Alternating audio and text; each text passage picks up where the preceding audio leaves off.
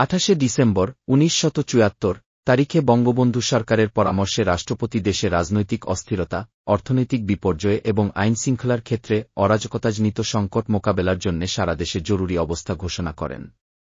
সরকারের পক্ষ থেকে জরুরি অবস্থা ঘোষণা প্রসঙ্গে সারা দেশে বিরাজমান পরিস্থিতি বিশ্লেষণ করে বলা হয়, অবাধ গণতন্ত্রের সুযোগের যেভাবে অপব্যবহার করা হয়েছে, শান্তিপূর্ণভাবে নিয়মতান্ত্রিক রাজনৈতিক তৎপরতার পরিবর্তে যেভাবে নৈরাজ্য ও অরাজকতা সৃষ্টি করা হয়েছে, দেশের অর্থনীতিকে ধ্বংস করে দিয়ে জাতীয় বিপর্যয় অনিবার্য করে তোলার জন্য সমাজবিরোধীরা যেভাবে অশুভ তৎপরতায় লিপ্ত হয়েছে, নাশকতা, অন্তর্ঘাত ও সন্ত্রাসমূলক কার্যকলাপ এবং নির্বিচার গুপ্তহত্যাকাণ্ড চালিয়ে যেভাবে জনজীবনে নিরাপত্তাহীনতা, ভীতি ও ত্রাসের সঞ্চার করা হয়েছে, জনগণের নির্বাচিত ও আস্থাভাজন কোনো সরকারই তার মোকাবেলায় নীরব দর্শকের ভূমিকা পালন করতে পারে না।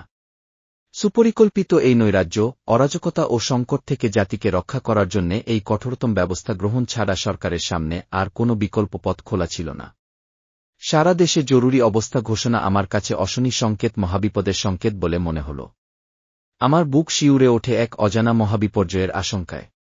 দুর্ভাবনা, দুশ্চিন্তা ও শঙ্কায় আমি মুহ্যমান হয়ে পড়ি।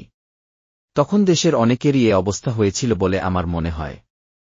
এহেন উদ্বেগ, উৎকণ্ঠা ও দুশ্চিন্তার সঙ্গে সমাপ্ত হয় 1974 সাল। তথ্যসূত্র বঙ্গবন্ধু শেখ মুজিবকে ঘিরে কিছু ঘটনা ও বাংলাদেশ। লেখক এম এ ওয়াজেদ মিয়া। বই পড়ুন, ইতিহাস জানুন, নিজের বিবেক জাগ্রত করুন।